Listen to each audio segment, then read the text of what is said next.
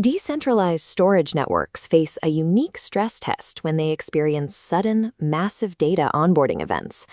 Looking at the node fleet, this chart maps total on-disk data, jumping from 7.21 to 11.37 terabytes in 1 week, a 57.8% increase. This represents raw data, including unique uploads and network-mandated redundancy to keep files secure. When a network absorbs this much data, it triggers a dynamic pricing mechanism. As individual node capacities begin to fill up, the price to upload new data automatically rises. This price adjustment serves a specific economic purpose. It generates higher yields for existing operators and creates a direct financial incentive for new hardware operators to bring their machines online. This creates a structural paradox. While full nodes trigger healthy economic incentives across the broader network, at the micro level, saturated hardware violently throttles data routing efficiency. This topology graph illustrates the mechanics of that gridlock. When data packets attempt to route through nodes operating at 100% capacity, they are rejected. The network is forced to calculate longer, complex detours around the saturation points. This highlights the difference between static data archiving and dynamic data flow.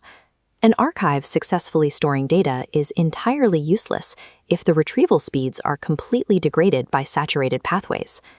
The engineering mandate shifts from simply accumulating disk space to actively managing topology and capacity limits to prevent this exact gridlock.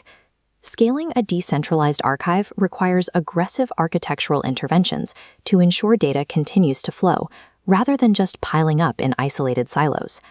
A common architectural assumption in Web3 development is that maximum decentralization via thousands of highly fragmented micronodes automatically yields a stronger network. The physical reality is quite different. When operators run tiny 2 to 5 gigabyte node services under heavy network load, the hardware immediately strains. During massive onboarding spikes, these microservices hit their absolute capacity limits almost instantaneously. The network does not passively accept unresponsive pathways. It deploys continuous, automated health checks to monitor exactly which peers are keeping up with traffic. When a node is too small to process the required data volume, an algorithmic shunning protocol takes over. The network actively distrusts the failing node and routes traffic around it entirely.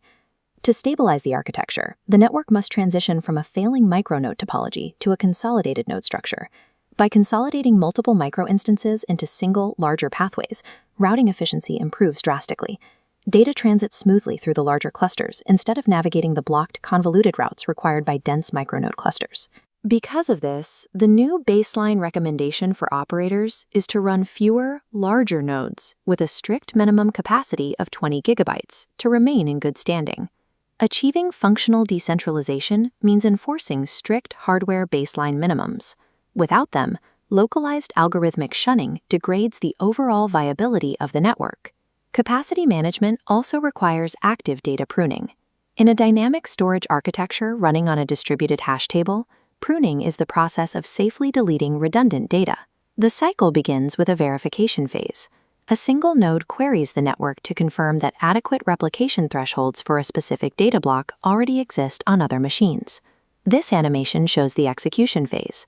Once the node confirms the replication threshold is met elsewhere, it safely deletes its local copy to free up internal space. Recently, a specific software bottleneck severely disrupted this automated cycle. Hidden timeout errors began blocking nodes from executing the final release step. The verification would complete, but the timeout loop prevented the node from dropping the unneeded data, artificially maxing out the local storage capacity. This created cascading consequences. Artificially trapped data rapidly accelerates node saturation, which degrades routing flow and directly suppresses the operator's ability to earn. A targeted software update was deployed specifically to patch these timeout traps and clear the bottleneck.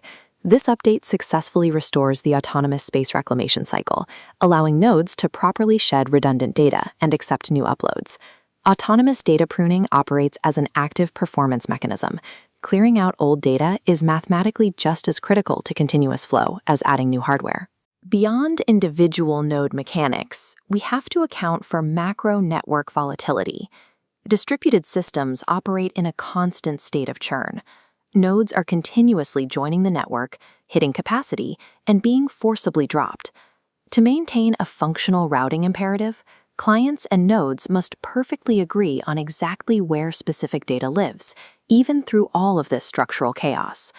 The solution to this volatility is a highly localized consensus mechanism known as close group agreement. Here, a specialized subcluster of nodes works together to maintain a dynamic, synchronized ledger of data mapping. They continuously update their shared internal routing table, ignoring the instability of the external network. By relying on localized consensus, the system overrides external network unreliability. When health rules flag appear as unhealthy, the algorithm processes this. The subcluster explicitly severs the connection to the shunned node and instantly recalculates to maintain internal synchronization. It is important to separate the routing logic from the actual storage guarantees. Close group agreement is strictly a performance mechanism designed to ensure data flow. It is not a mechanism for data permanence. In this early startup phase, long-term data permanence relies heavily on foundation-deployed nodes acting as a capacity backstop while the broader network scales. Close group agreement provides the dynamic logic required to navigate high-churn environments without losing the data trail. It prioritizes strict mathematical reliability over theoretical idealism. Optimizing these back-end distributed systems serves a very specific end goal. The ultimate engineering success metric is to make complex decentralized routing feel entirely invisible and perfectly boring to the end user. To achieve this, the architecture requires interfaces capable of bridging standard web protocols directly with the distributed node infrastructure. This is why the Autonomi browser extensions for Chrome and Firefox are now live and actively deployed. These extensions rely entirely on the optimized data flow and the close group consensus mechanisms we just examined to function smoothly. They work by seamlessly translating standard HTTP browsing requests into underlying decentralized node queries, executing everything natively right inside the browser. For those operating hardware, now is the time to actively participate in the public listing process by installing the extensions. Simultaneously, rigorously audit your individual node sizes to ensure they meet the 20 GB baseline minimum. True Web3 infrastructure only succeeds when brutal backend optimization results in a completely frictionless, natively integrated front-end experience.